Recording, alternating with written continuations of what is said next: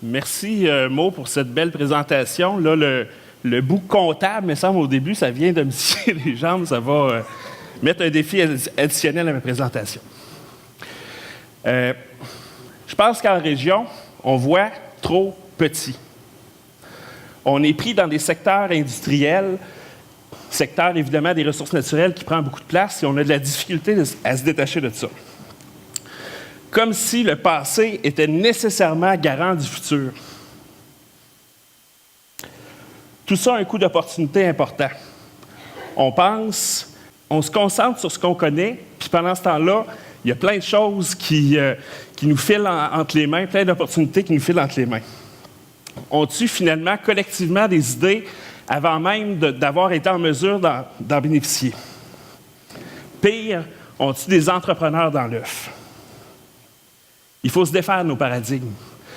Il faut se propulser vers l'avant. Le monde peut nous appartenir à nous aussi, ici, en région, comme n'importe où sur la planète. Oui, j'ai un petit truc, là, l'acétate change. 3 concepts importants pour arriver à ça. Le premier, l'ambition. Deuxième, créativité. Et troisième, finalement, l'exécution. Et ça crée de la magie. On a parlé à quelques reprises ce soir de la magie. Je pense que quand on arrive au milieu de ces 3 éléments-là, on a de la magie qui opère et on peut faire ce qu'on veut ici, en Abitibi-Témiscamingue. On va commencer par l'ambition. Ah! Parce que le truc n'a pas l'air à marcher, là, fait que c'est la façon qu'on a trouvé. Il y a d'abord l'ambition collective. Est-ce que, objectivement, on peut, ici, conquérir le monde, peu importe le secteur industriel où on est? Bien, probablement, oui, j'ai entendu un oui, c'est bon, ça. Probablement qu'à une époque, la réponse objective à ça était non. Mais aujourd'hui, c'est oui. Yes, we can. La société est engagée dans un processus de virtualisation. Il y a des choses, le monde est à notre portée, la distance est de moins en moins importante et c'est de plus en plus facile de faire des affaires, peu importe le secteur industriel où on est, à partir d'ici.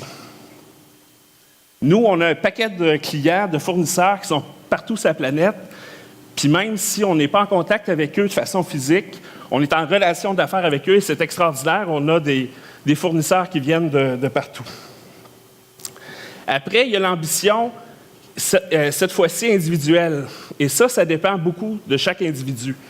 À la question, est-ce que je suis prêt à assumer le risque? Évidemment, chaque personne a sa propre réponse en fonction de son bagage, son expertise, en fonction d'où il vient, en fonction de son milieu familial.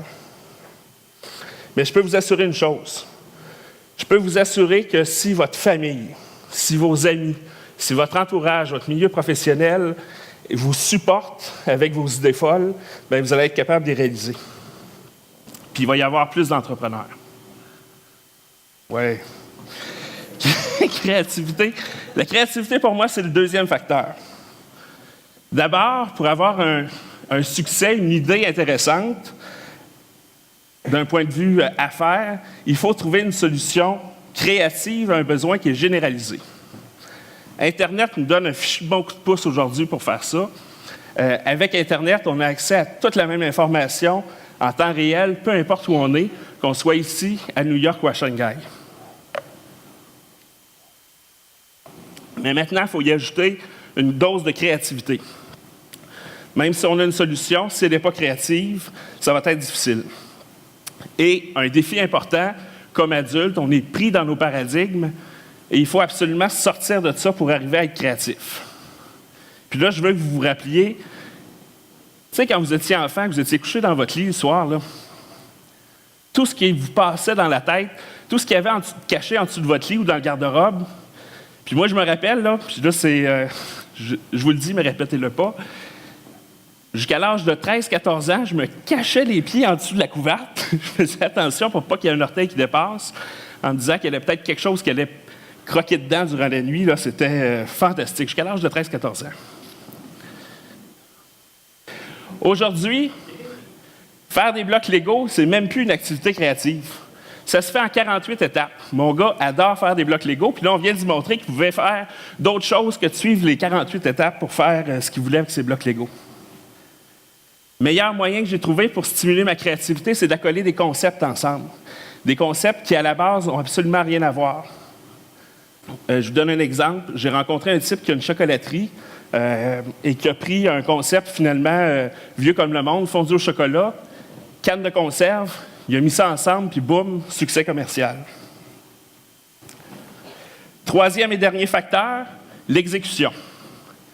Même si on est ambitieux, même si on a une solution créative à un problème qui est généralisé, si on n'est pas capable d'élaborer et d'exécuter une stratégie, on n'a pas de projet, on n'a rien d'autre qu'une patente, une invention, mais sans succès commercial. Les deux pires manques que moi j'ai observés au niveau de l'exécution, ça a toujours à peu près été la vente marketing et la capacité d'action.